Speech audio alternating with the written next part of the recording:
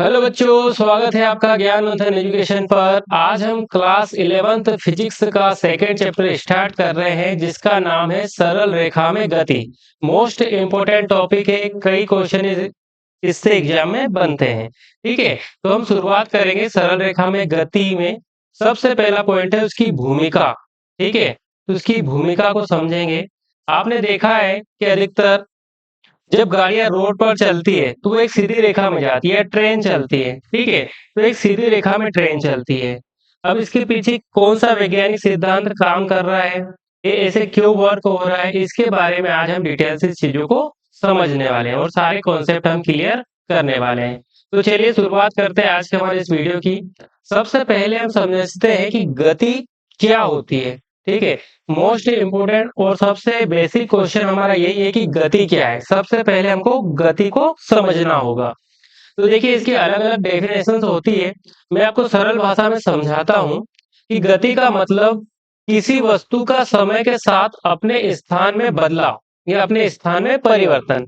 जैसे ये कार चल रही है तो ये कंटिन्यू अपने स्थान में क्या कर रही है, परिवर्तन कर रही है। ठीक है, एक प्लेस से दूसरी प्लेस पर जा रही है।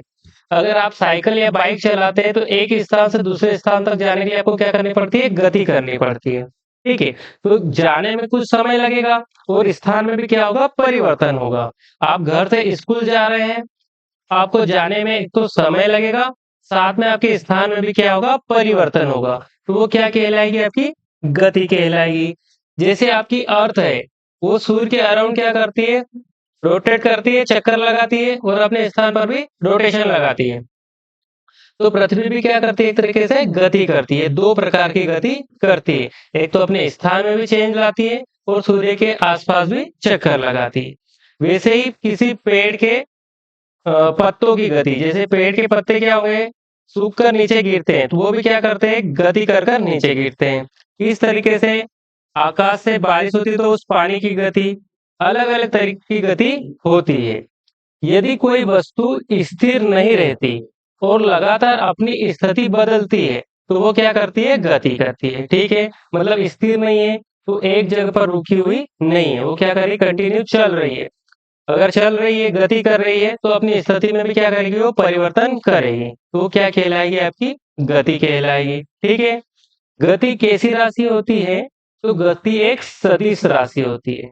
ठीक है, क्यों सदिश होती है, तो इसमें परिमाण और दिशा दोनों चीजें होती है, और जिसमें परिणाम और दिशा दोनों चीजें होती है वह राशि आपकी सदिश राशि है।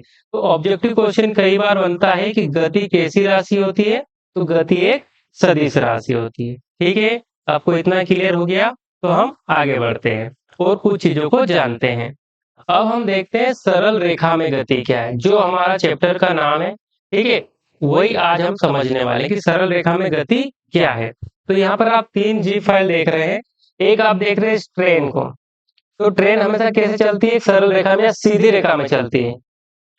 जिस साइड उसकी पटरियां रहती है उन्हीं पटरियों पर वो सरल रेखा में गति करती हुई चलती है। वैसे कार एक सीधी सड़क पर हमेशा कार चलती है। ठीक है, हमेशा कार कैसे चलेगी, तो एक सीधी सड़क पर। अगर टर्न भी है तो वहां पर क्या करेगी, कार जो है वो सीधे चलती है। ठीक है, और इसके अकॉर्डिंग मुड़ती रहती है। वैसे एक तीर की गति, मैं आपको इनको उदाहरण के थ्रू भी समझा देता हूँ। तो देखिए, जब कोई वस्तु एक सीधी रेखा में चलती है तो उसे सरल रेखा में गति कहा जाता है। कैसे रेखा में चलना चाहिए, तो हमेशा सीधी रेखा में चलना चाहिए। ठीक है, इसके उदाहरण हमने देखे हैं कि सीधी सड़क पर चलती हुई कार, यहाँ पर आप देख सकते हैं इसका एग्जाम्पल। सेकेंड है एक ट्रेन जो सीधी पटरियों पर दौड़ रही है, इसका एग्जाम्पल भी आप यहाँ पर देख सकते हैं।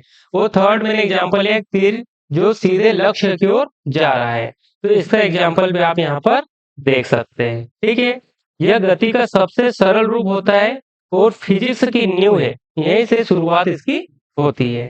ठीक है, चलिए अब आगे बढ़ते हैं और कुछ चीजों को हम समझ लेते हैं। अब हम देखते हैं गति के प्रकार। गति के प्रकार कितने होते हैं, तो बेसिक तो गति के दो प्रकार होते हैं। ठीक है, गति के दो मुख्य प्रकार होते हैं। एक होती है समान गति, इसको इंग्लिश में बोलते हैं यूनिफॉर्म मोशन। मतलब समान रूप से, नाम से ही स्पष्ट हो रहा है, ऐसी गति जो समान रूप से चले। जब वस्तु बराबर समय में बराबर दूरी दूरी तय करे तो उसे बोलते हैं समान गति। ठीक है, इतना क्लियर हो आपको कि समान गति क्या होती है। अब इसके एग्जाम्पल में आपको बताऊं, तो जैसे हमारी ये वॉच हो गई, वॉच की गति कैसे होती है, हमेशा समान।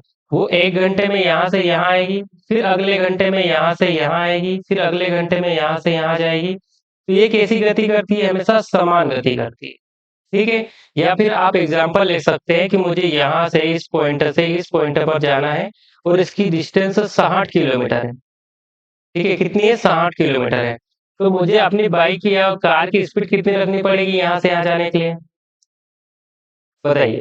तो ये यहाँ से यहाँ जाने के लिए जो भी स्पीड रखेगा वो कैसी रहेगी, उसकी यूनिफॉर्म रहेगी। उसको बीच में चेंज नहीं कर सकता। अगर उसने बीच में चेंज कर कर यहाँ पर वो पहुंचता है, ठीक है, अगर मैं ऐसा मान लेता हूँ कि मैंने 60 की स्पीड रखी है, तो 60 की स्पीड से 1 घंटे में 60 किलोमीटर पहुंच जाऊंगा, तो मेरा टाइम कितना हुआ, 1 आवर का। मैं किसी और को बोलूँ, वो क्या करेगा कि भाई मैंने तो डायरेक्ट क्या कहा, यहाँ से यहाँ जाने के लिए गाड़ी की स्पीड 60 किलोमीटर पर आवर रखी। अब कोई और आ रहा है, वो क्या कर रहा है, वो पहले तो यहाँ तक 20 किलोमीटर तक उसने क्या रखा, अपनी गाड़ी की स्पीड 30 रख ली, फिर यहाँ से यहाँ तक उसने 90 रख ली, और वो भी 1 आवर में यहाँ पर पहुंच गया। 60 किलोमीटर की डिस्टेंस उसने 1 आवर में चेस कर ली। लेकिन उसकी स्पीड कैसी है, उसकी जो गति है वो समान गति नहीं है, क्योंकि उसने अपनी गति में क्या किया है, परिवर्तन किया है। उसने पहले 30 रखा, फिर 90 रखा। ठीक है, तो गति में क्या किया, परिवर्तन। तो ये समान गति नहीं है, ये कैसी गति कहलाएगी, तो ये आपकी असमान गति कहलाएगी। लेकिन हमने क्या रखा है, 60 ही रखा है, 60 की स्पीड रखी, 60 किलोमीटर चले गए घंटे में, तो वो हमारी कैसी स्पीड रही, वो हमारी समान गति है, यूनिफॉर्म मोशन रहा। ठीक है, इतना समझे बात को आप। इसको और भी अलग तरीके से आप अगर समझना चाहे, समान गति को और असमान गति को, यूनिफॉर्म मोशन और नॉन यूनिफॉर्म मोशन को, तो देखिए इसके लिए हम और भी ऐसे एग्जांपल लें